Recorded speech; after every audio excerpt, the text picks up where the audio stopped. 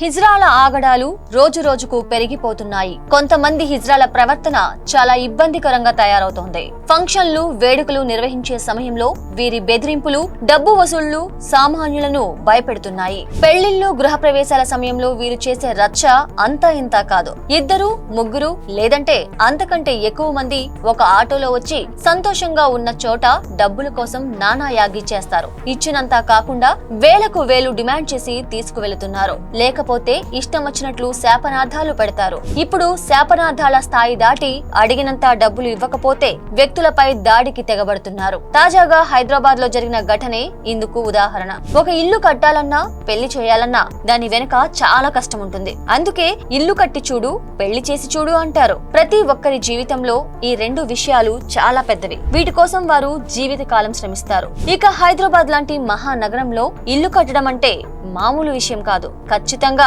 ఈఎంఐలు, అప్పులు చేసి కడుతూ ఉంటారు. కీసర పరిధిలోని చీర్యాల్ బాలాజీ ఎన్క్లేవ్ లో ఇటీవల సదానందం అనే వ్యక్తి గృహ ప్రవేశం చేసే సమయంలో 2 హిజ్రాలు వచ్చి ₹1,00,000 ఇవ్వాలని డిమాండ్ చేశారు. అందుకు సదానందం నిరాకరించాడు. దీంతో హిజ్రాలు తిట్టుకుంటూ అక్కడి నుంచి వెళ్లిపోయారు. కొద్దిసేపటికే 2-3 ఆటోల్లో 15 మంది హిజ్రాలు గుంపుగా వచ్చి ఘర్షణకు దిగారు. వెళ్లిపోవాలంటూ కుటుంబ సభ్యులు సర్ది చెబుతున్నా వినకుండా కర్రలు, రాళ్లతో దాడికి దిగారు. సదానందాన్ని విచక్షణారహితంగా కొట్టారు. ఇరుగు పొరుగు వారు గమనించి దగ్గరకు రాగానే వెంటనే అక్కడి నుంచి పారిపోయారు. కర్రలతో దాడి చేయడంతో సదానందం తలకు తీవ్ర గాయాలయ్యాయి. ఇలాంటి ఘటనలు ఏదో మచ్చుకు ఒకటి జరగడం లేదు. పల్లెటూర్ల నుంచి పట్టణాల వరకు ప్రతి చోట, ప్రతి ఫంక్షన్ లో వీరి ఆగడాలు మితిమీరిపోతున్నాయి. ఎంతో కష్టంతో అప్పో సొప్పో చేసి చేసుకుంటున్న ఫంక్షన్లలో వీరు ఇచ్చినంత తీసుకువెళ్లకుండా వేలకు వేలు, ఇప్పుడు ఘోరంగా లక్షలు కూడా డిమాండ్ చేస్తున్నారు. ఇలా ఇవ్వనన్న వారిపై దాడులు చేయడం, అశ్లీలంగా కనపడడం, అవమానపరచడం,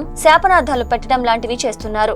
ఇదొక మాఫియాలా తయారైంది. అడుక్కోవటం కూడా డిమాండ్ లా చేస్తున్నారు. ఇందులో కొందరు నిజమైన హిజ్రాలుంటే మరికొందరు మాత్రం హిజ్రాల వేషంలో లేచిన దగ్గర నుంచి ఎక్కడ ఫంక్షన్లు ఉన్నాయా అని చూసుకోవటం, వెళ్లి వసూళ్లు చేయటం రౌడీల కన్నా దారుణంగా తయారవుతున్నారు.